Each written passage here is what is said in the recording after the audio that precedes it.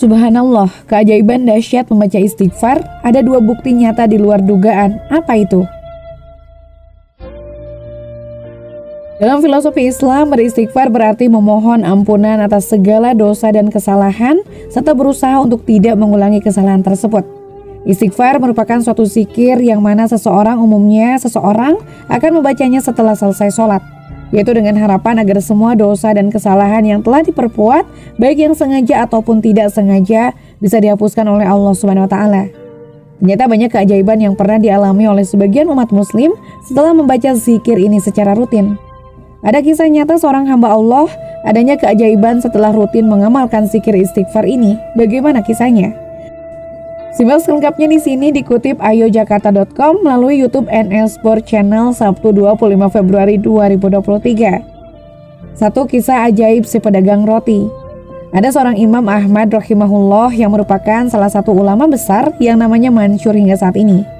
Sebuah kisah ditulis oleh Imam Al-Jauzi rahimahullah dalam sebuah buku yang berisikan tentang Imam Ahmad. Dalam buku tersebut dikisahkan saat Imam Ahmad memasuki usia senja, ingin pergi ke negeri Syam namun tidak memiliki tujuan yang jelas untuk apa datang ke sana. Padahal ia harus menempuh perjalanan yang jauh dari rumahnya, yakni di Baghdad menuju Syam. Karena keinginan yang begitu kuat, maka dirinya mengikuti naluri tersebut untuk segera pergi ke negeri Syam. Setelah sampai di negeri Syam, ia berhenti untuk menunaikan salat zuhur, menunggu hingga salat asar, namun tetap belum bisa memutuskan. Sehingga memutuskan hingga pagi berikutnya dan bermalam di masjid tersebut. Namun sang penjaga masjid tidak memperbolehkan dirinya tidur di sana karena telah menjadi peraturan. Dengan terpaksa Imam Ahmad memutuskan untuk berjalan keluar masjid. Setelah penjaga tersebut pergi, ia kembali beristirahat di pelataran masjid. Namun naas sang penjaga datang kembali lagi-lagi mengusirnya hingga mendorongnya ke jalanan. Di seberang masjid ada penjual roti yang melihat kejadian tersebut dan memanggil Imam Ahmad. "Wahai Syekh, kemarilah, beristirahatlah di tokoku," tutur penjual roti. Imam Ahmad pun masuk ke toko roti tersebut. Penjual roti kembali berkata, "Rumahku tidak jauh dari sini, ini toko rotiku. Di belakang sana ada ruangan untuk beristirahat.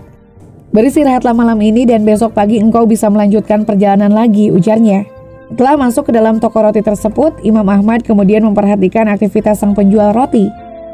Ada satu aktivitas yang menarik perhatiannya, yakni penjual roti selalu mengucapkan zikir dan beristighfar yang terus dilantunkan dari mulut tukang roti. Tanpa putus sejak awal ia mulai mengerjakan adonan rotinya. Imam Ahmad kagum dan bertanya sejak kapan selalu beristighfar. Sang penjual roti pun menjawab bahwa dirinya sudah lama sekali berucap zikir membaca istighfar yang sudah menjadi kebiasaan rutin dalam segala kondisi. "Lantas apa hasilnya?" tanya Imam Ahmad. "Allah mengabulkan semua permintaanku," jawab penjual roti. Kemudian Imam Ahmad bertanya kembali, "Lalu apa permintaanmu yang belum dikabulkan oleh Allah?" Laki penjual roti menjawab, "Sudah cukup lama saya selalu berdoa memohon kepada Allah untuk bisa dipertemukan dengan seorang ulama besar yang sangat saya cintai dan agungkan. Beliau adalah Imam Ahmad bin Hanbal." Mendengar jawaban sang penjual roti, sang imam pun mengatakan bahwa karena istighfar Allah Subhanahu wa Ta'ala telah mendatangkan dirinya menuju ke negeri Syam tanpa alasan yang jelas. Dia mengakui identitasnya sebagai Imam Ahmad bin Hanbal.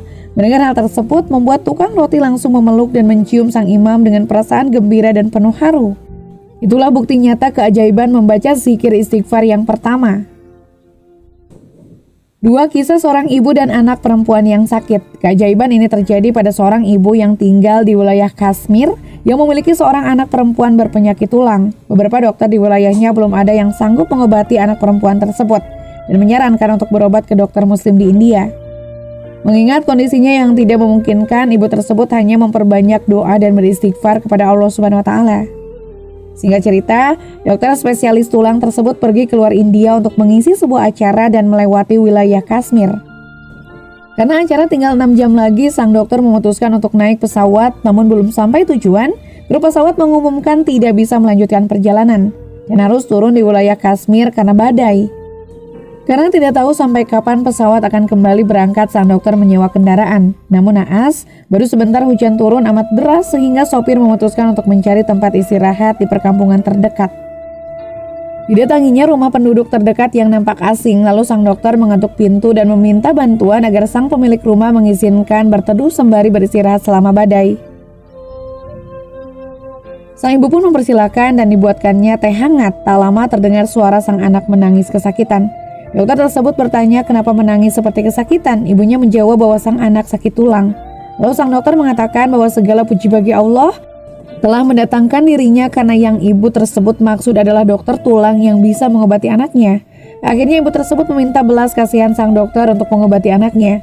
Sang dokter pun mengobati anak tersebut tanpa harus mengeluarkan biaya pengobatan.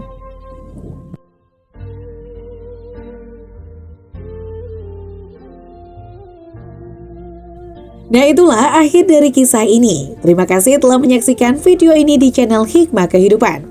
Jika kalian menemukan nilai dan inspirasi dalam konten kami, jangan ragu untuk subscribe, like, dan aktifkan notifikasi agar kalian tetap terhubung dengan kami.